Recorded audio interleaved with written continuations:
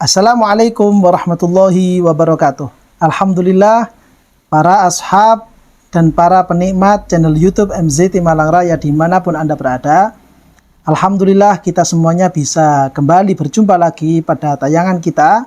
Mudah-mudahan tayangan-tayangan yang telah kami sajikan kepada Anda semuanya benar-benar bisa memberikan manfaat dan barokah kepada kita semuanya.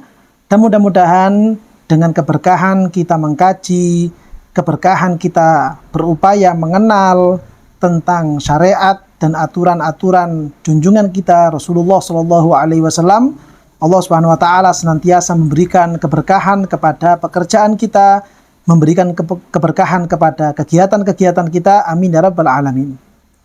Para pemirsa channel YouTube MZT Malang Raya dimanapun Anda berada, pada kesempatan kali ini kami masih akan melanjutkan keterangan-keterangan yang ada di dalam kitab Fathul Qorib, yaitu satu kitab yang ditulis oleh beliau Al-Imam Syekh Muhammad bin Qasim Al-Ghazi, yang mana pada pembahasan kita kali ini masih menerangkan tentang hukum-hukum atau permasalahan-permasalahan terkait dengan nusyuz atau pelanggaran dari seorang istri untuk melaksanakan hak-hak wajib kepada suaminya. Setelah kami terangkan pada video sebelumnya bahwa ketika mulai muncul, mulai nampak tanda-tanda nusyuz dari seorang istri, maka si suami punya wewenang untuk memberikan nasihat kepada istri yang seperti demikian. Diberikan nasihat yang baik, diberikan nasihat yang lemah lembut, sehingga sekiranya si istri ini mau untuk sadar, mau untuk taubat, sehingga dia berhenti dari perbuatan nusyuznya. Namun kemudian jika seandainya si istri ini tidak mau berhenti dari perbuatan nusyuznya, dia malah menjadi-jadi, istamarrot, si istri ini masih terus-terusan melakukan perbuatan nusyuz. Bagaimana kira-kira syariat memberikan aturan, syariat memberikan ketentuan ketika seorang suami melihat istrinya dengan model yang seperti demikian? Nasihat sudah disampaikan, kata-kata yang lemah lembut, masukan-masukan supaya istrinya berhenti dari nusyuz sudah disampaikan juga, tapi ternyata si istri masih mau melanjutkan, masih ingin melanjutkan perbuatan nusyuznya. Kira-kira bagaimana aturan fikihnya?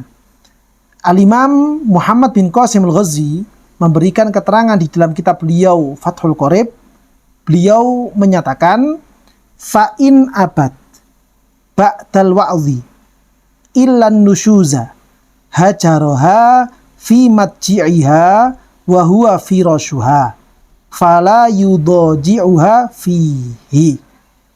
Yang artinya, fa'in abad, jika sekiranya si istri ini enggan untuk berhenti dari perbuatan nusyuznya setelah suami memberikan nasihat, memberikan peringatan secara lisan kepada istrinya ketika telah nampak perbuatan nusyuz dari si istri, ternyata si istri enggan untuk bertaubat.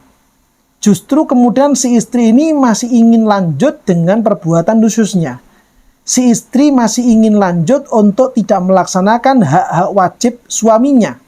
Si istri masih ingin lanjut tidak melaksanakan kewajiban-kewajibannya kepada si suami. Bagaimana? Hajaroha fi madji'iha. Maka si suami boleh untuk pisah ranjang. Si suami boleh untuk tidak tidur satu ranjang dengan si istri. Ditinggalkan istri itu tidur sendirian di ranjangnya, si suami mencari tempat yang lain untuk sementara waktu. Ini namanya al-hajar. Hajar dengan menggunakan madji, atau boleh juga dibaca dengan fathah, hajar dengan menggunakan madja. Apa itu madja atau itu madja? Disebutkan dalam Fathul Qorib, wa huwa firashuha fala yudaji'uha fihi, yaitu meninggalkan si istri dalam masalah ranjang sehingga si suami tidak lagi tidur dengan si istri. Atau kalau bahasa orang sekarang, pisah ranjang. Ini tindakan kedua. Peringkat kedua setelah si suami memberikan nasihat. kepada istri supaya dia berhenti dari perbuatan nusyuz. Kok ternyata istrinya masih lanjut, maka tahap kedua sebagai bentuk peringatan kepada si istri adalah dengan cara pisah ranjang. Dalam masalah ini, ya, Syekh Baijuri memberikan keterangan lanjutan. Fala yudaji'uha fihi ay biwat'in aw ghairihi. Yang dimaksud dengan meninggalkan istri itu dalam masalah ranjang yaitu adalah biwat'in aw ghairihi. Si suami tidak lagi melakukan hubungan badan dengan istrinya atau tidak lagi melakukan istimta dengan istrinya. Ini semuanya dilakukan demi untuk memberikan peringatan kepada si istri. Alasannya, sebagaimana yang dijelaskan oleh Syekh Baijuri dalam hasyiah beliau terhadap kitab Fathul Qorib, beliau menyatakan, wa innama jaza hajruha fil madji'i li dhahiril ayati.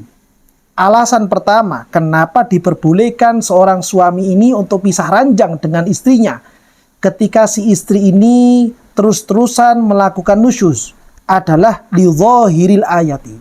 Karena memang keterangan dari ayat suci Al-Quran seperti demikian. Urutan yang diberikan informasi oleh Allah Subhanahu wa Ta'ala adalah pertama dengan nasihat, yang kedua dengan pisah ranjang, baru yang terakhir nanti dengan cara memberikan pukulan fisik, dorban ghairu mubarrih. Itu alasan pertama. Alasan yang kedua, wali anna fil hajri atharon zahiron fi ta'dibin nisa'i. Karena dengan kita atau si suami ini melakukan pisah ranjang kepada istrinya, di situ akan memberikan dampak yang cukup kuat fi ta'dibin nisa, untuk mendidik dan memberikan tarbiyah kepada orang-orang perempuan ketika dilakukan seperti itu. Nah, ini penting untuk kedua belah pihak, baik untuk suami ataupun untuk para istri, supaya bisa lebih waspada. Ketika si suami itu mulai memberikan nasihat-nasihat, itu merupakan satu sinyal bahwa si istri sudah dianggap melakukan perbuatan-perbuatan nusyuz. Sehingga penting untuk istri supaya introspeksi diri, menahan diri untuk tidak melanjutkan pelanggaran-pelanggaran yang seperti demikian. Apa yang menjadi kewajibannya dia, ayo kembali untuk dilaksanakan kepada suaminya.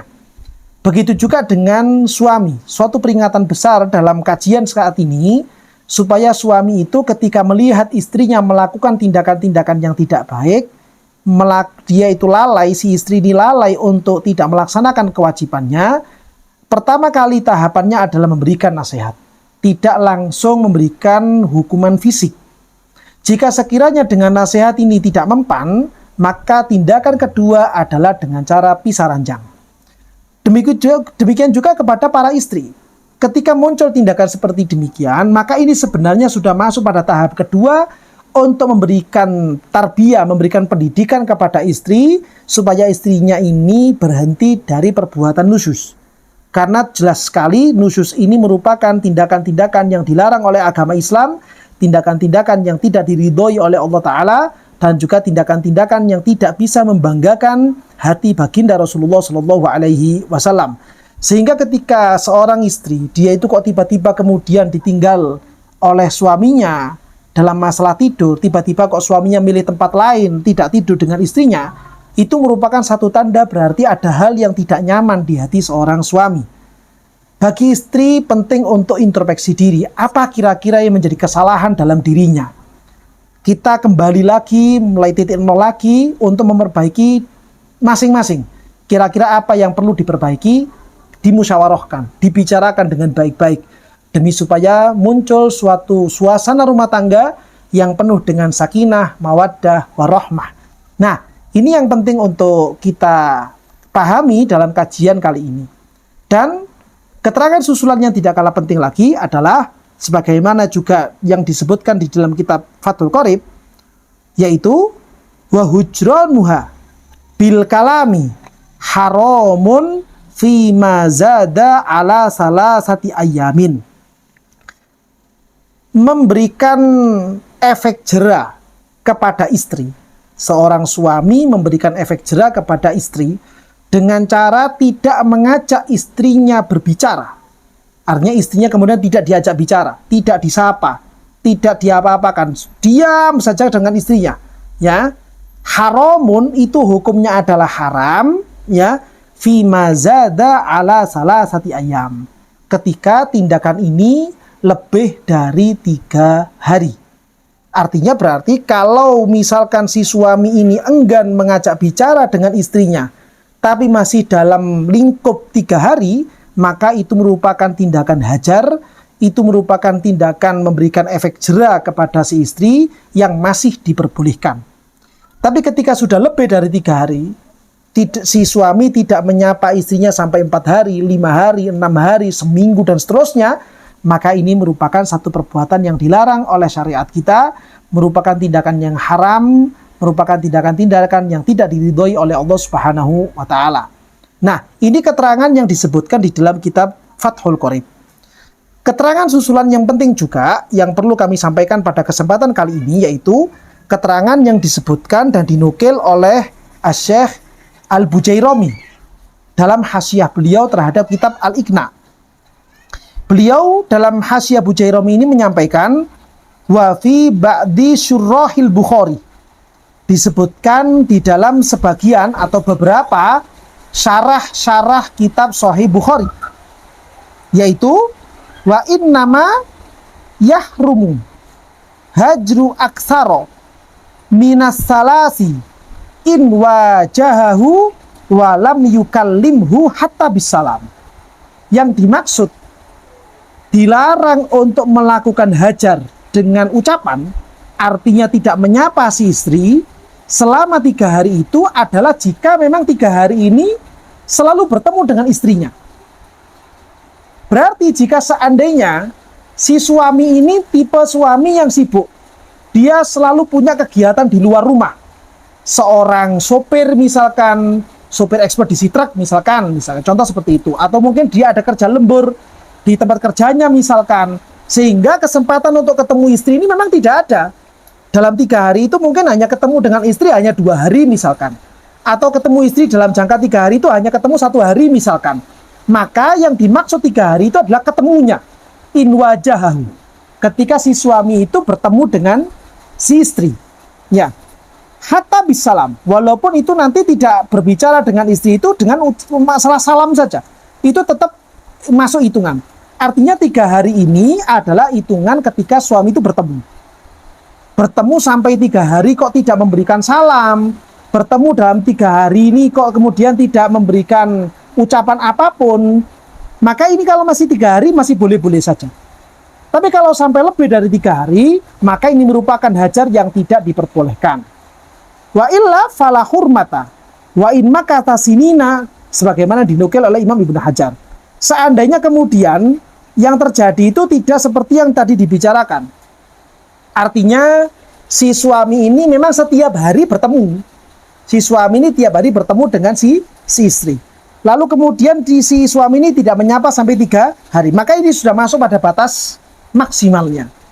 Tapi kalau seandainya si suami ini misalkan ketemu istrinya itu 1 bulan 1 kali, ya 1 bulan 1 kali, setelah 1 bulan 1 kali ketemu istri, sampai 3 bulan gak ketemu lagi, baru ketemu untuk yang kedua kalinya setelah 4 bulan, kemudian sampai berikutnya 1 tahun baru ketemu lagi, maka ini masih dihitung 3 kali pertemuan dengan si istri. Ini keterangan yang penting untuk kami sampaikan, sebagaimana disampaikan oleh Syekh Bujairami dalam hasyiah beliau terhadap kitab Al-Iqna, yang menukil dari perkataan atau keterangan Al-Imam Ibnu Hajar Al-Haytami. Nah, ini keharaman untuk melakukan hajar ini, ya, berlaku untuk istri atau yang lainnya, entah itu kepada teman, entah itu kepada saudara, entah itu kepada tetangga. Kalau sampai lebih dari 3 hari, maka ini merupakan bentuk hajar, bentuk tidak tegur sapa yang diharamkan oleh syariat kita. Kalau masih 3 hari masih boleh, kalau lebih 3 hari maka ini tidak boleh. Berikutnya yang penting lagi adalah mahalluhu fi ghairil abawaini wal anbiya. Kebolehan 3 hari tidak menyapa ini bagi selain kedua orang tua dan juga kepada para nabi dan para rasul. Maksudnya bagaimana? Kalau tidak menyapa kepada kedua orang tua, tidak menyapa kepada para nabi, jangankan 3 hari, 1 saat saja, itu sudah merupakan perbuatan yang diharamkan oleh syariat kita. Perbuatan yang dilarang keras oleh syariat kita. Seorang anak tidak mau menyapa bapaknya. Seorang anak tidak mau menyapa ibunya. Hanya gara-gara masalah-masalah yang sepele. Gara-gara orang tuanya tidak mau membelikan HP untuk anaknya. Gara-gara orang tuanya tidak mau membelikan makanan, kue untuk anaknya. Lalu anaknya ngambek sampai kemudian tidak menyapa orang tuanya, maka jelas ini merupakan perbuatan-perbuatan yang dilarang keras, perbuatan-perbuatan yang dosa-dosa besar, dan ini patut untuk dijauhi untuk seluruh anak. Tidak boleh melakukan sikap yang demikian kepada orang tua. Ini penting untuk dipahami oleh semuanya. Dan lebih lanjut lagi, diperbolehkan lebih dari 3 hari apabila tanpa ada uzur syar'i. Ketika ada uzur syar'i, maka walaupun lebih dari 3 hari itu diperbolehkan saja selama ada uzur syar'i. Nah, untuk keterangan lebih lanjut dan lebih mendalam tentang uzur-uzur syar'i ini apa saja, insya Allah akan kami sampaikan pada video berikutnya. Inilah kiranya keterangan dari kami pada kesempatan kali ini. Mungkin ada keterangan-keterangan yang kurang jelas, atau mungkin ada pertanyaan-pertanyaan susulan, maka bisa Anda sampaikan melalui kolom komentar atau nomor admin yang telah tertera pada layar YouTube Anda. Mudah-mudahan apa yang kita kaji ini bisa menjadi manfaat dan barokah untuk kita semuanya. Dan yang lebih penting lagi, mudah-mudahan kita semuanya senantiasa diberikan kekuatan oleh Allah Ta'ala untuk bisa mengamalkan ilmu-ilmu yang telah kita dapatkan. Amin ya rabbal alamin.